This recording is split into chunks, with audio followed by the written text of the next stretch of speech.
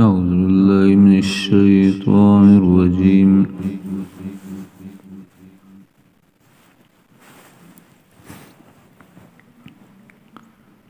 بسم الله الرحمن الرحيم.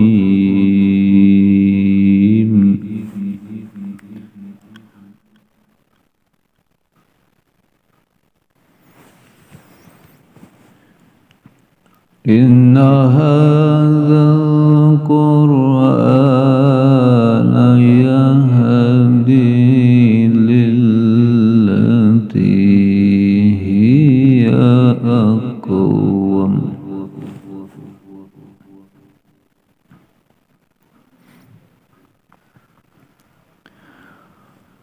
ويبشر المؤمنين الذين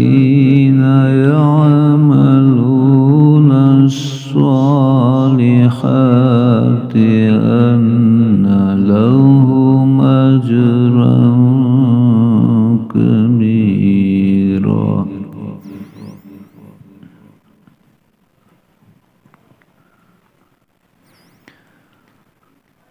وأن الذين لا يؤمنون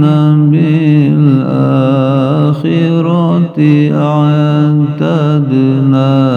لهم عذابا أليما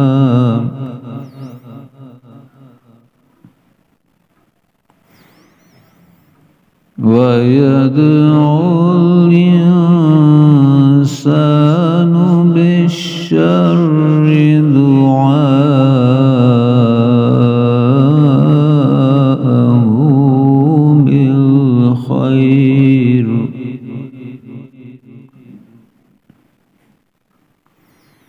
وكان الإنسان عجولا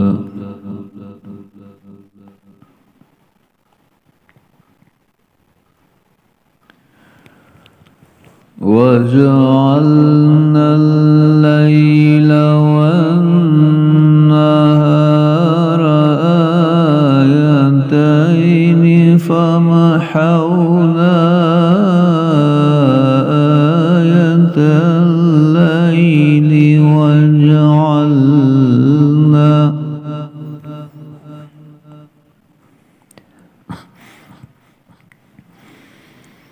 وجعلنا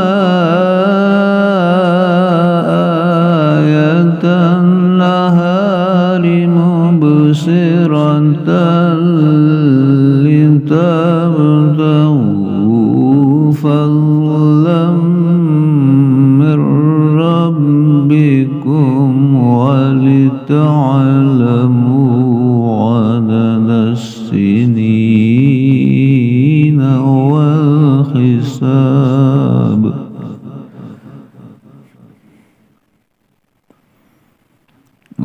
وكل شيء فصلناه تفصيلا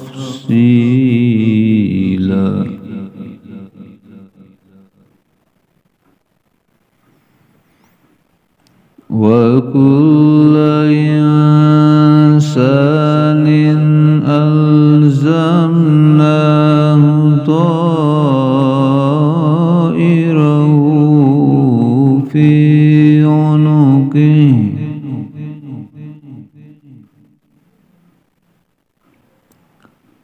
ونخرج له يوم القيامة كتابا يلقاه منشورا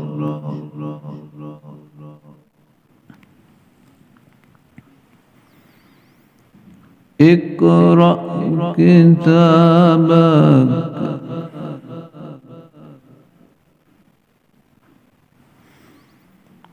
كفى بنفسك اليوم عليك حسيبا